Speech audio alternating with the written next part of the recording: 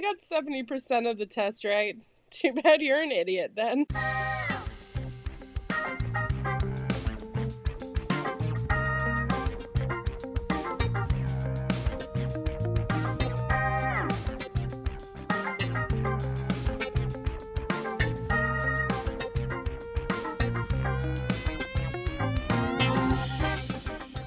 Welcome to the Too Old or Pure Gold Movie Podcast. Today's episode, we're discussing the 1988 comedy, A Fish Called Wanda.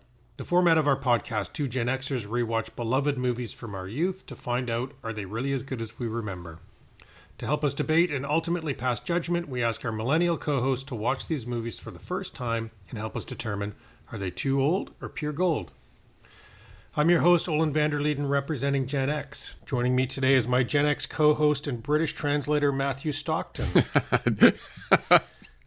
British translator. And trust me, we need it. Representing the millennials, we have the lovely Emily returning. Emily. And representing Gen Z, we have fish rights watchdog, Nicole. Nicole. And before we get into this episode, just a reminder that we need your support to grow this podcast, so please remember to like, follow, subscribe. Today's movie is the 1988 comedy A Fish Called Wanda, starring John Cleese, Jamie Lee Curtis, and Kevin Kline. The movie was directed by Charles Crichton and John Cleese. We know John Cleese from Monty Python, of course, but Charles Crichton is a lesser-known director, at least by 80 standards. He was mostly a comedy and thriller director from the 40s, 50s, and 60s.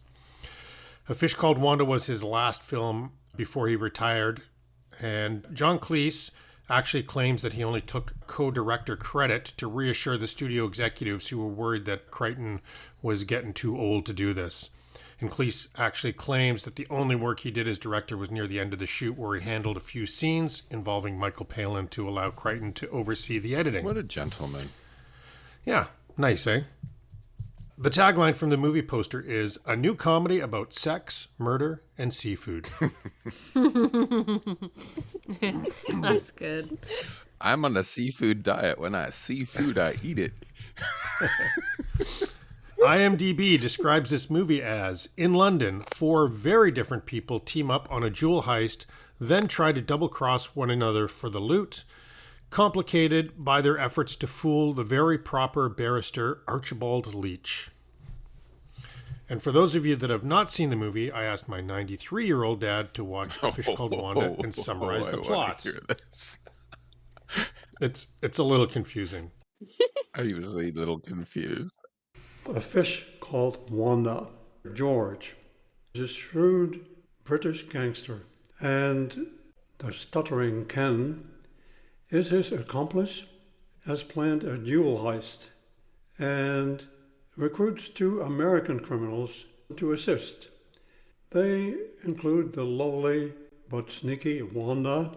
Slowly but sneaky. And her lover, Otto. Well, the heist was successful, but George ends up in prison. And they discover that George has actually hidden the stolen jewels. Wanda uses her charming skills, and I might add, her décolleté, on George's lawyer, Archie Leach.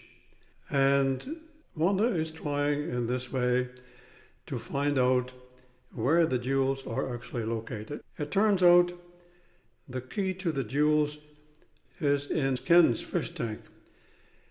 Wanda gets it, and she hides the key in her locket. But she still does not know where the treasure is hidden. At this point, it becomes very complicated, but the bottom line is that Archie and Wanda get married, and they get the treasure. Oh, Ken is doing okay as well. Obviously, they all are now law-abiding citizens. Seems like he kind of petered out about halfway through on that. Yeah. Petered. Good one. Okay, let's find out. What did you guys think of this movie? This is one of the best comedies ever made in history.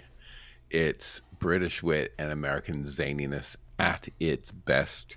And I just adore this film. I had a feeling. I loved how warm it was. It was just bringing me so much back to my childhood of like watching Monty Python with my family and just like really watching kind of that clash between British and American humor and how they do meld together really like fantastically in this. And you have the slapstick, you have the dark comedy, you have everything. It's just, I don't know. And you guys already know that I love a strong female character. So Jamie Lee Curtis, ugh, She's the best. I love her. Anything, She's the best. anything She's so she's bad. ever I agree. been in, I've loved her. Oh, right? I feel like I judge people more if they say that they don't If you don't like her. Jamie I Lee really Curtis, wonder what's we're wrong not with going to them. get along, period, right? No. I agree. She's lovely. She just makes everything better that she's in. Yeah, she's the best. Nicole, what did you think of the movie? I loved it. I was not expecting it to be a comedy. Going in, I had no idea that it was a comedy. So I was pleasantly surprised. It's so interesting because you had this on your list of movies you wanted to see one day. Why? Oh, yeah. Because I've heard that it's good, and people have recommended it, you've recommended it, so I put it on my list, but I thought in my head that it was like a spy movie or something serious, but I was pleasantly surprised because it was the perfect level of actual heist drama and comedy. It was so, like, the perfect level. Okay, interesting that you say that. I love this movie. I thought it was great. I have to admit, I thought it felt slightly dated to me.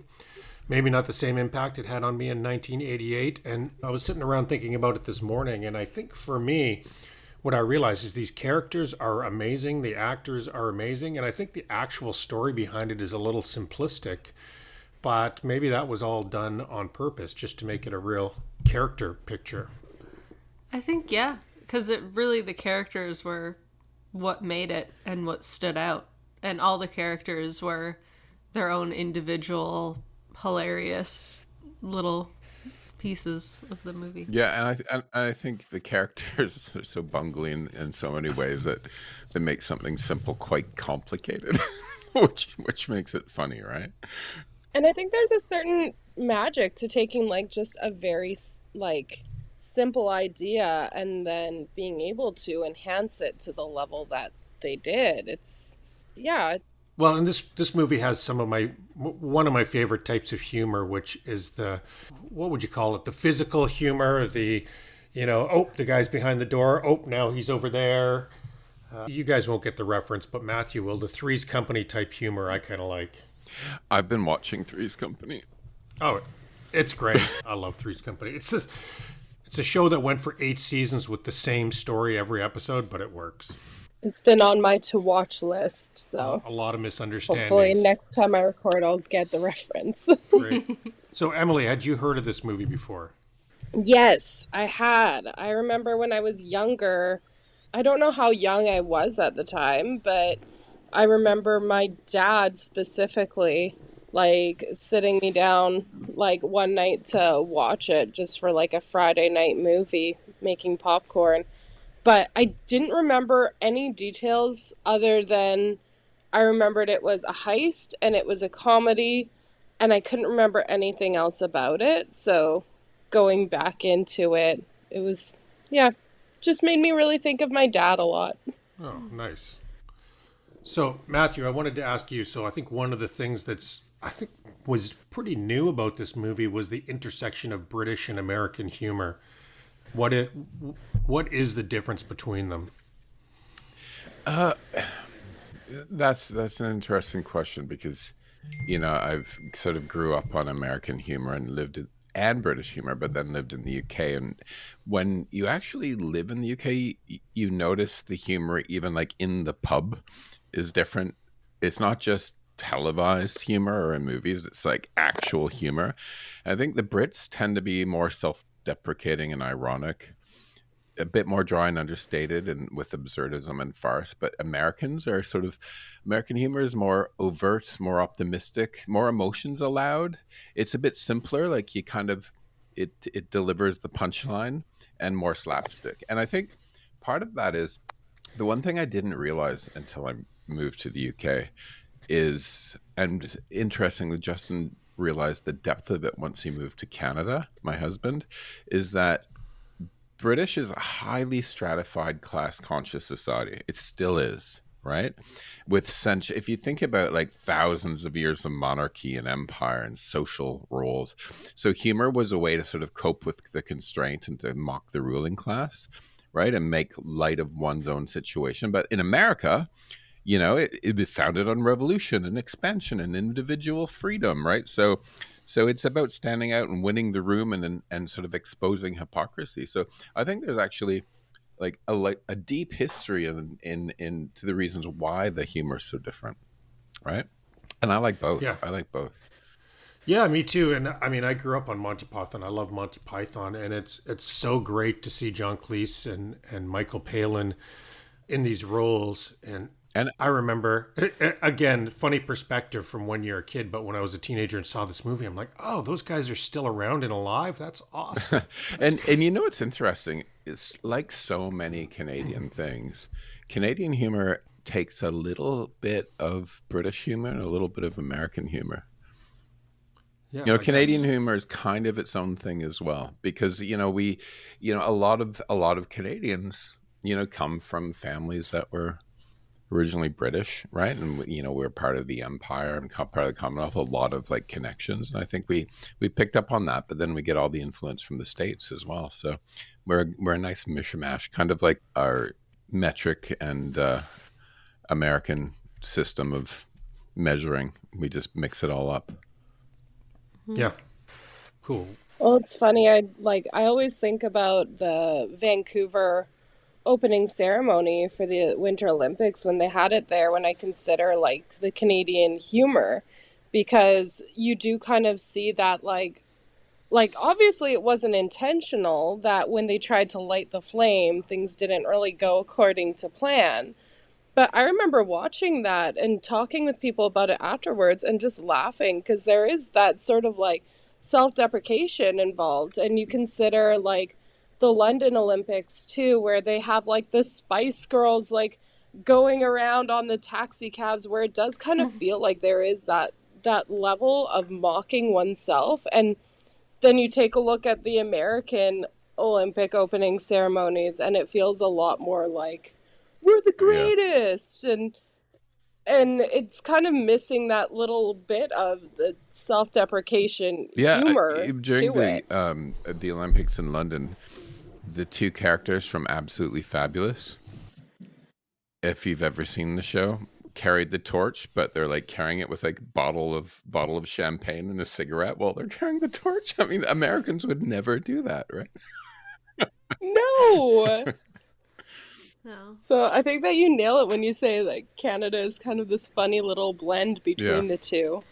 Yeah. I've always been a fan of British humor and British media, so this is a good movie for me. Okay, well, what did you guys think of the different characters and the actors? What were your favorites? I loved all of them. It was so perfectly acted. Like, the actors just knew exactly what their mission was, and they got it across so well.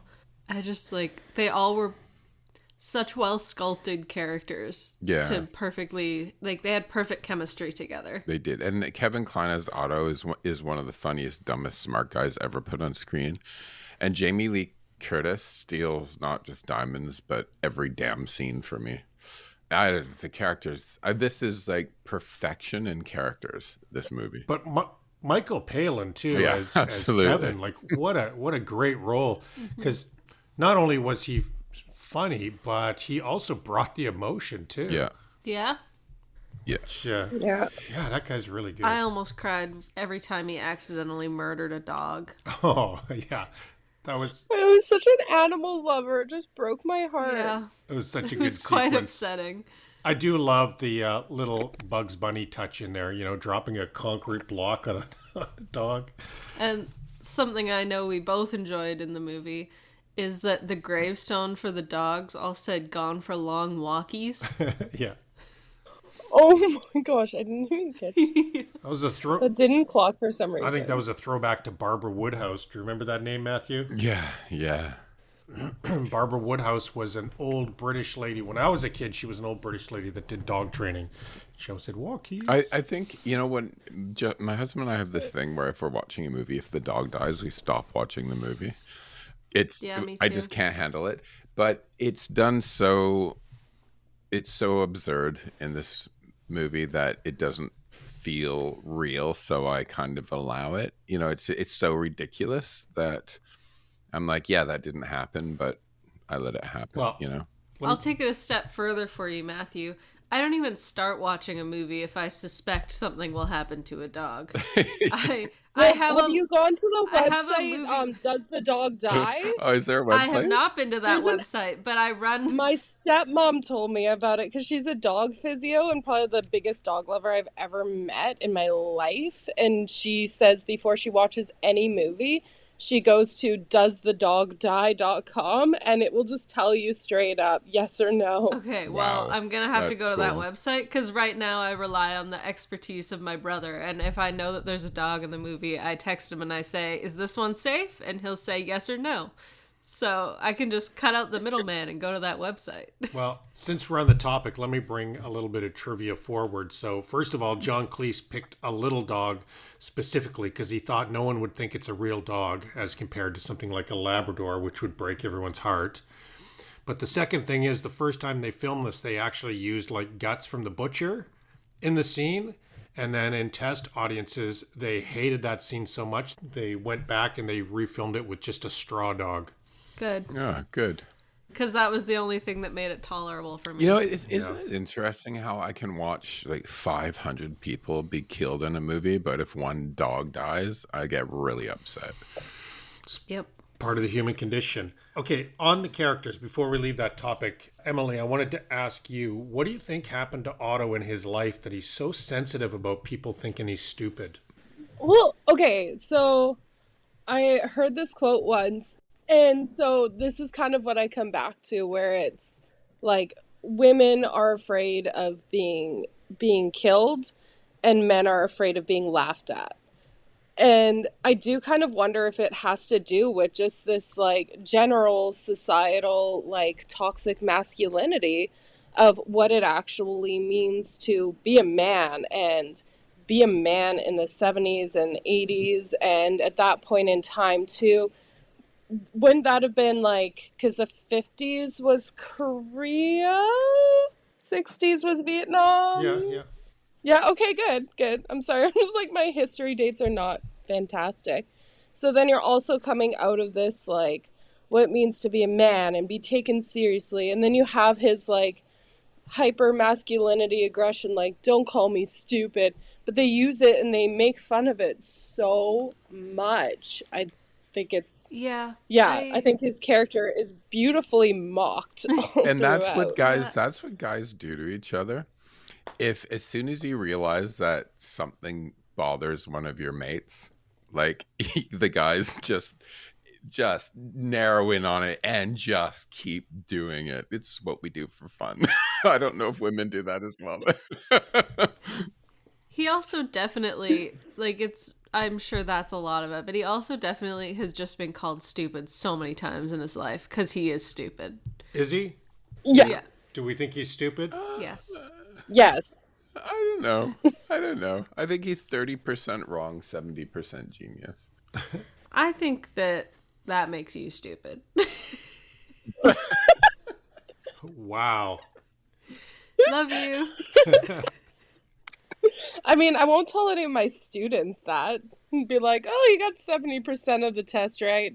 Too bad you're an idiot then.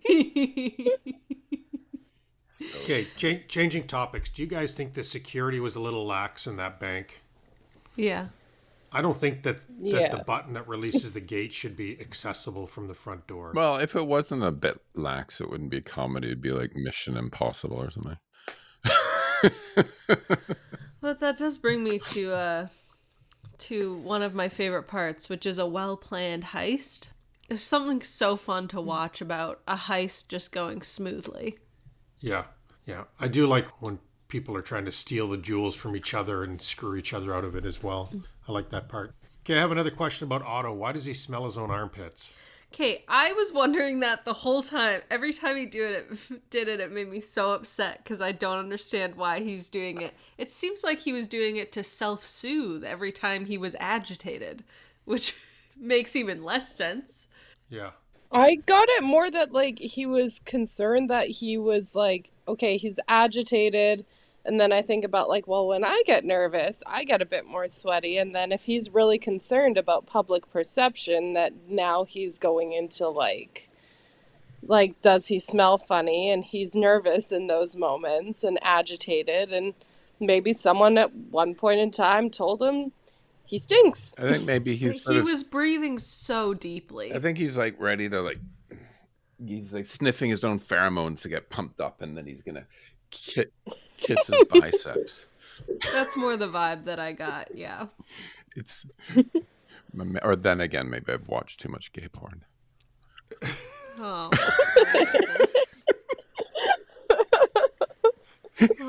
Okay. There's a whole genre of armpit sniffing. Okay. I don't need to know. There's something for Wait, everyone. there out there. is? Absolutely. Let's Absolutely. not stay on this topic. Olen takes a note to look later. Furiously writing That's notes. not what I was writing. You were writing find new co-host. Matthew is out from the family. This is a Voted off the family island. show, Matthew. Reminder, disown Mathew.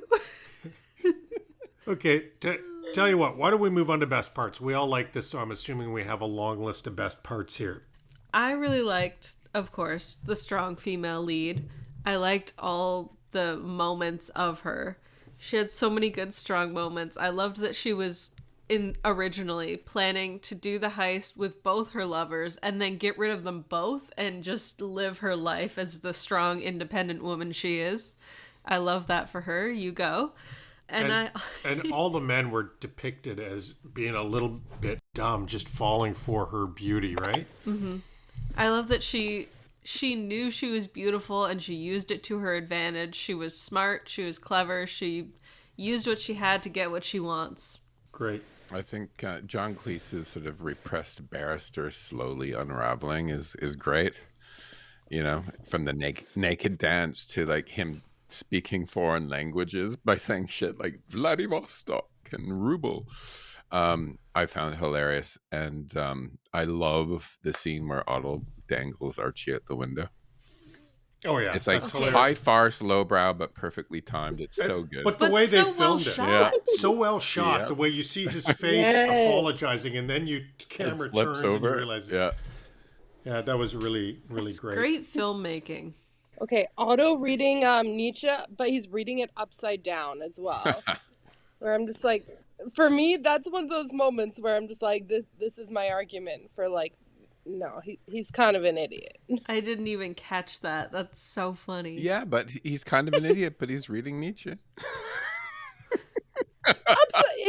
he reading it though? He thinks he's trying. Like, well, because apes for me, read I've got my philosophy. They favorite just don't line that like understand it. directly corresponds to that. Hilarious. So I have to bring back the mustache score in this episode for Otto. I loved his mustache. It's an almost perfect 80s mustache. Oh, we haven't done mustache score in a while. No, wait. I must ask you why. We've been lacking in good mustaches. You're on fire I just today. made that shit up. Matthew, did you take mushrooms before this episode? No, I've had 2 pots of coffee, though. I see. I am hyped this morning. Well, I give him 9.5 on the mustache score. Yeah, I give him a solid 9. If it had a little more handlebar, and it would have been perfect. That was a great mustache. Okay, off of my list, I love British making fun of British. I think that's fun. Matthew, one of my favorite scenes, Otto pretending to be gay to cover up he was caught with Wanda. You know what I loved about that? Yeah. How much he committed.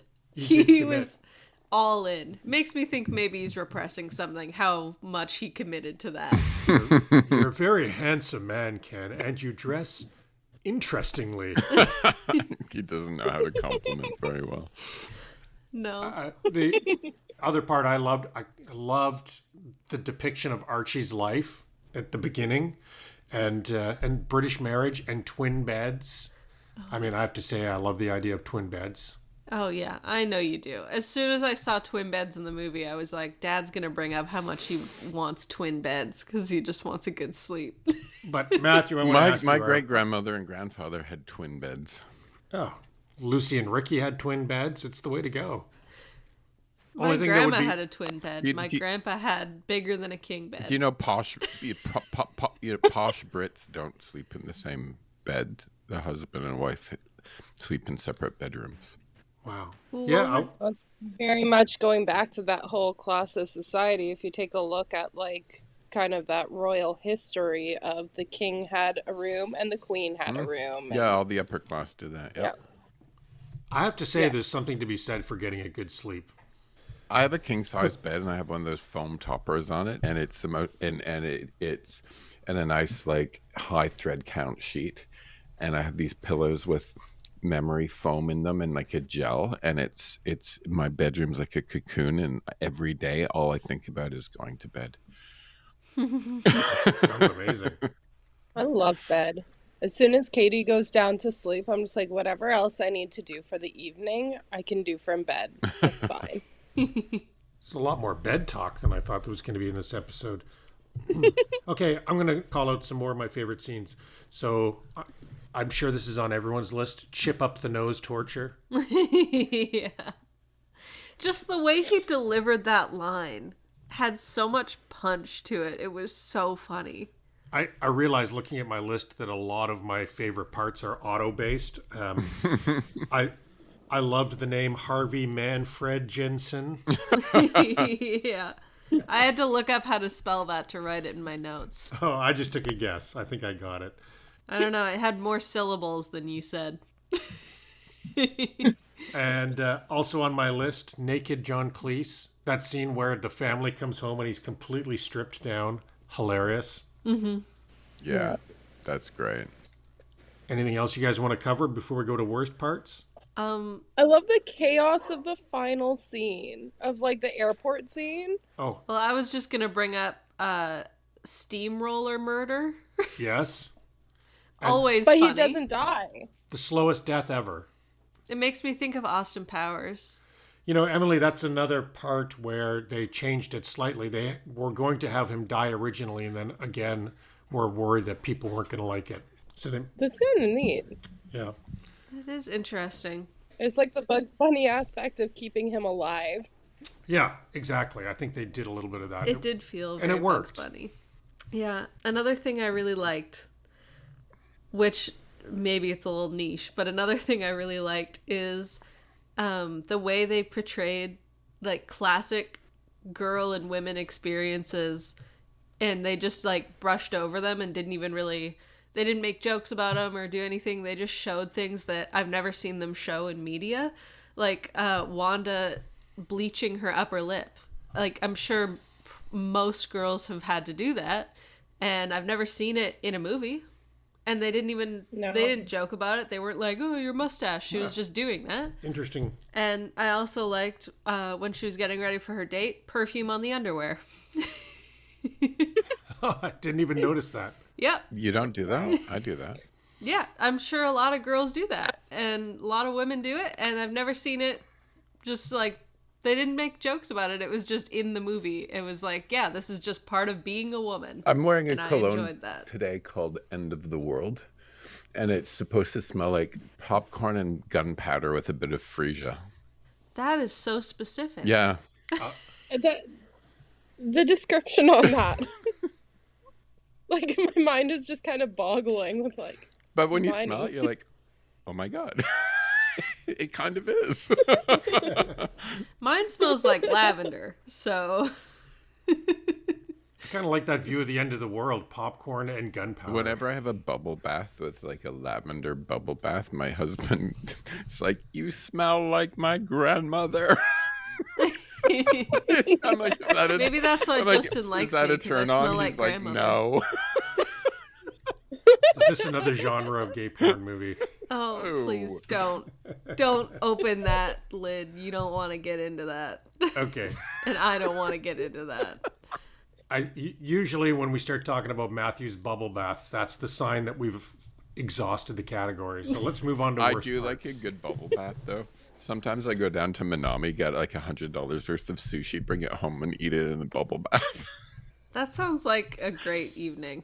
I know, that sounds magical. I've never had sushi and a bubble bath at the same time, but I think that would be the peak of my day. And I'm usually listening to like a horror story podcast at the same time.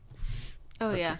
I used to watch As horror you do. movies in the bath. I would set my laptop up and watch horror movies in the bath, but then I realized that if I was going to shave my legs, it was maybe a bad idea to watch things with jump scares. And I learned that the hard way. And not to mention having electronics in the bathtub is probably not a good thing when there's jump scares. No, I set my laptop up on the toilet, and then I sit in the bath and I was watch it from the picturing you bath. like having it on the edge of the bathtub or something, like No. Matthew, plugged in. You gotta see my bath setup. I get a little shelf. Your hair is curly today. Yeah, I dropped my movie in my bathtub. Oh, no. Matthew, I think I'm going to get the bends going from this episode to Bloodsport. I don't think there's going to be as much bubble bath talk in that episode. No, well, I don't know, it could be a new challenge. We'll see. Sean does like his pampering. He probably would like a bubble bath. Okay, well, we won't ask him. Okay, worst parts. Stutter shaming, not nice. Yeah, that was yeah, mine as well. that's kind of the too old bit. It's sort of, it's not cancelable, but there are sort of museum. That's pretty There's a bad. few museum pieces. It was they're punching down for humor, not really super maliciously, and it's a bit of a museum piece, but you accept it in the movie.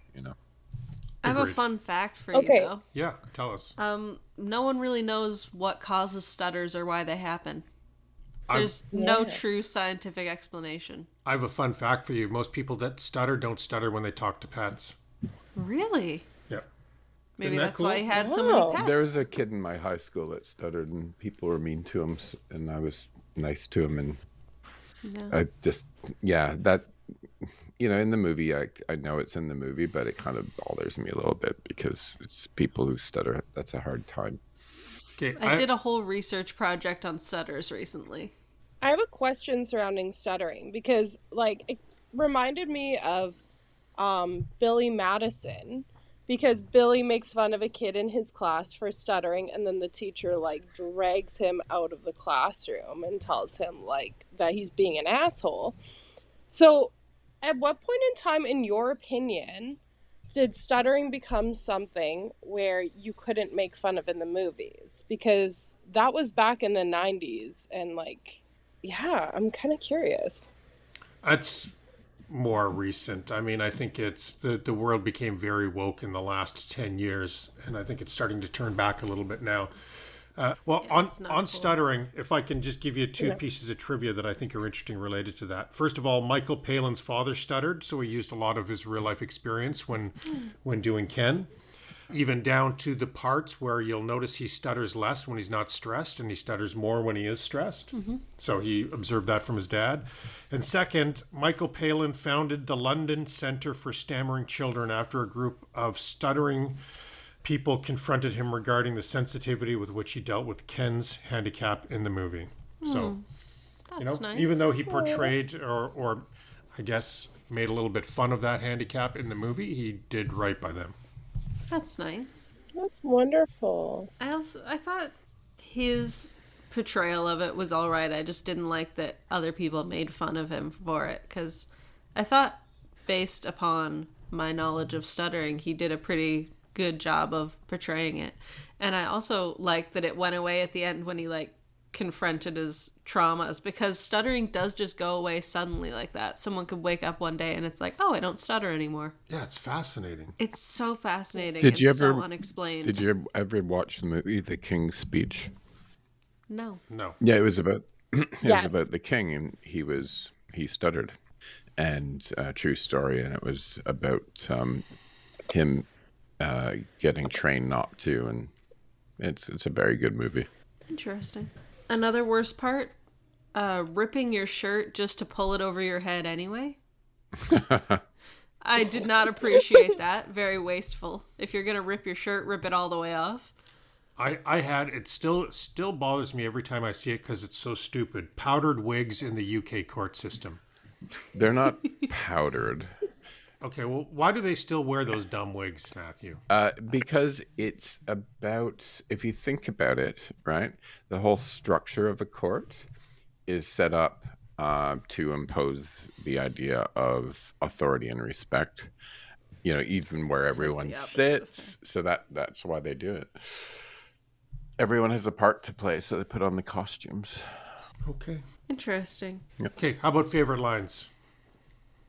Oh, just brush. My favorite line in it is when with Otto and Wanda, when say apes don't read philosophy.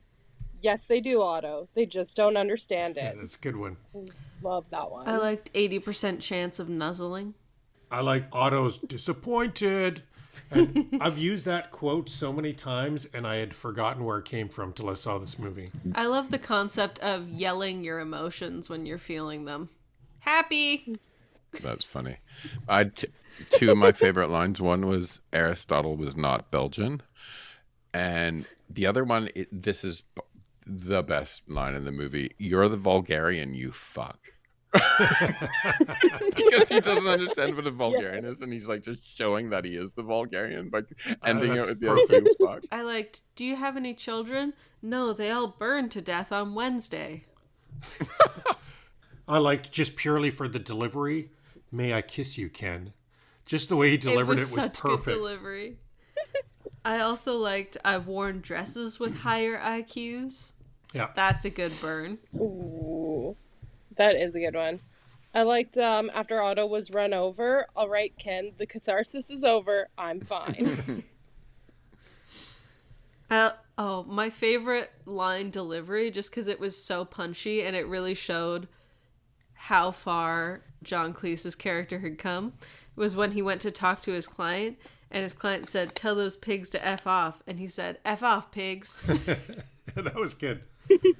It was so punchy. It was just like, wow, he's having his moment. He's coming around. He was a great character. I really felt for his, sad life at the start, and I really loved his transformation. Although I do have one thing that I only realized while we were filming this, because I always write cheating in my worst parts because I hate it. But I also just realized at the end that he abandoned his daughter, his already teenage daughter that he's raised for however many years. He just abandoned her. So that makes me like him a little less. Yeah, he certainly had some flaws, but he was a vulnerable character as well. You have to ask, what was the daughter's role in that abandonment? She was probably at home and she said, "Where's Dad? He never came home." I'm just joking. That's quite funny.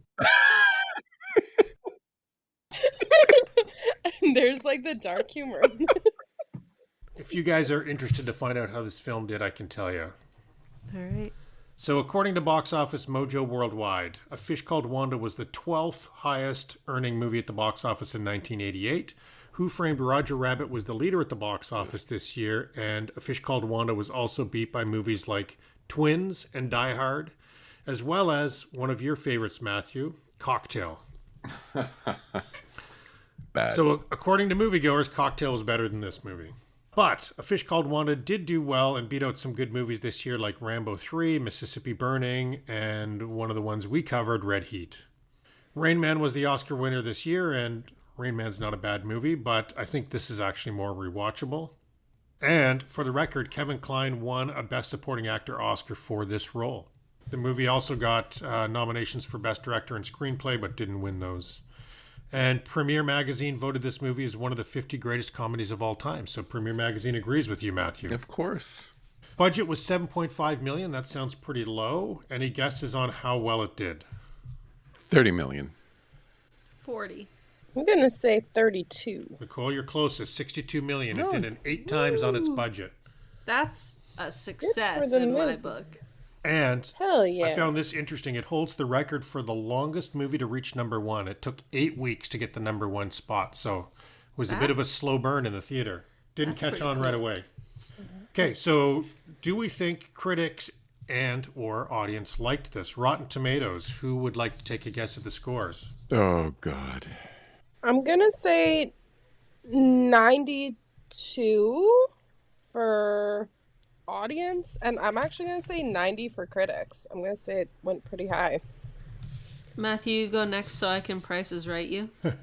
I want to say like 90 for critics, and I'm going to say the audience, because there's a lot of Americans that would have gotten the British part of the humor. Sort of like 80 for audience. I'll go 95 and 85. Wow. Critics 96, audience 84. Wow. So I think we might have a new record, Nicole. You got a 2.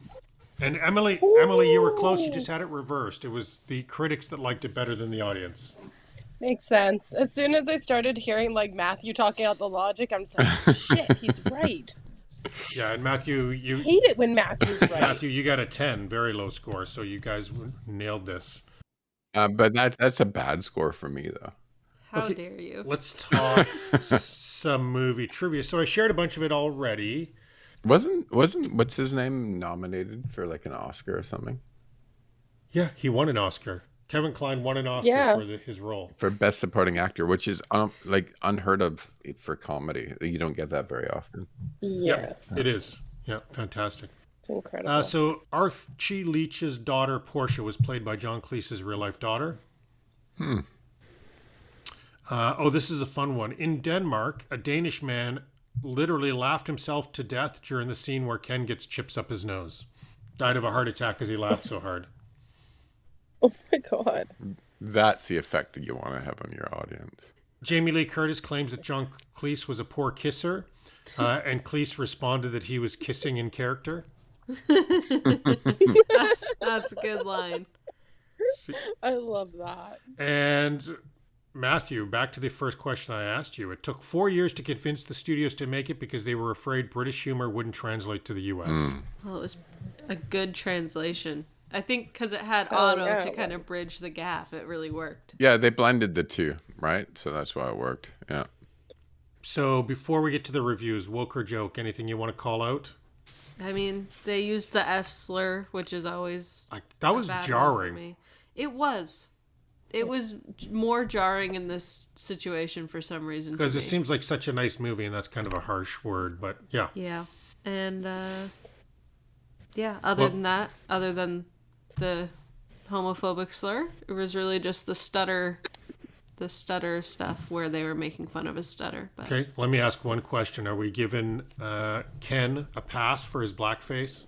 Did he? I couldn't tell if he actually did that or if he was just wearing a wig. Blackface. Was it actually? Yeah. Okay, then that's. They showed him putting it on. I did not catch that bit. I must have been looking at my notes, so I do not forgive that. That's not cool. Okay. No.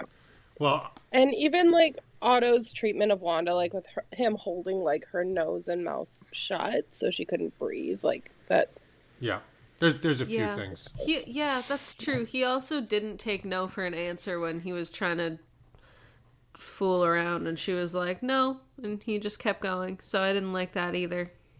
Agreed. No. Okay, let's hear how other people felt about this movie. So, however you guys felt about it, I promise you there's others who liked it more or less than you. And so for this movie, there were 72 10-star reviews out of 300 total reviews, which kind of feels to me to be a bit of a consensus. So somebody named C. Partak, I've seen it about 10 times and I've yet to stop laughing at any of the jokes. This is one of the best written and acted comedies I've ever seen. The plot is airtight. The jokes are perfectly timed and delivered.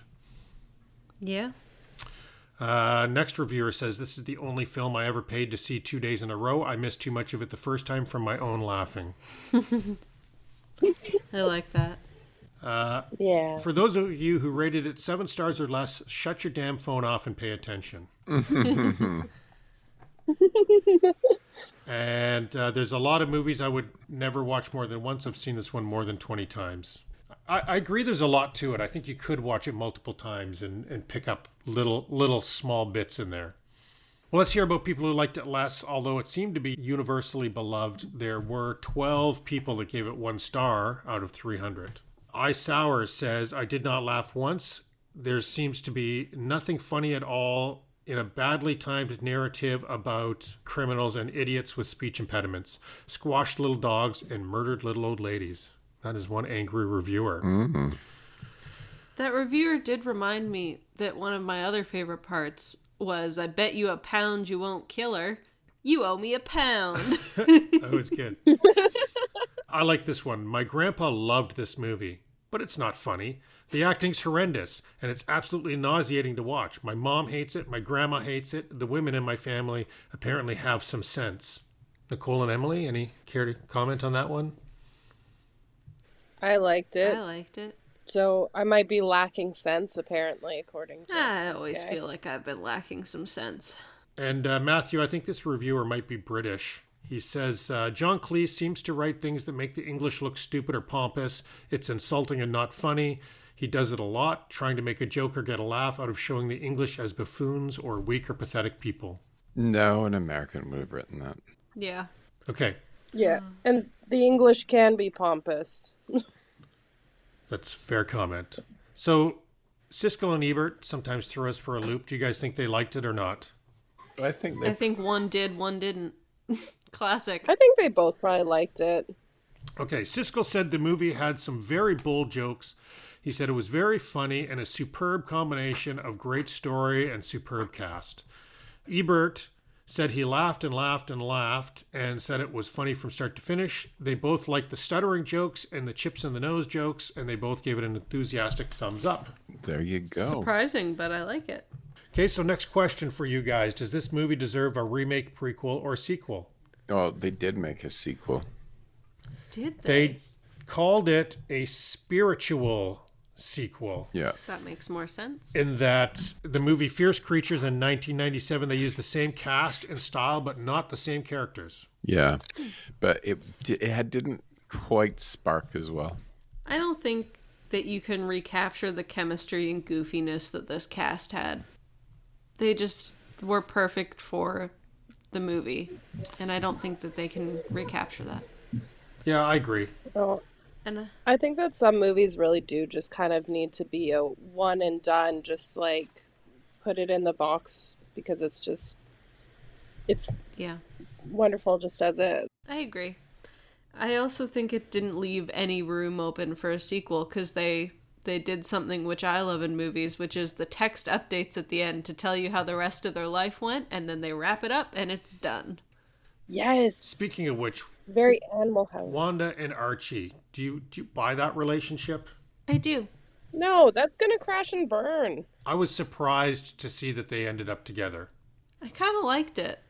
I wasn't expecting it, but I kind of liked it. And I also liked that they weren't like the conventionally attractive Hollywood couple that you usually see. It was nice to see just like, you know, what I would describe as normal people just living their lives and going about it. Yeah. It was nice to see that as the like love interest. Okay. Any last words before we wrap this up? Vladivostok. Thank you, Matthew. Is that a category of gay porn? Mansons and Fredsons. Okay. Is this movie too old or pure gold? Pure gold. Pure gold. Pure gold. We have another consensus. That's great. Woo! Okay, it was a fun episode. Nice to see you all again. And have a good rest of your weekend. That's a wrap.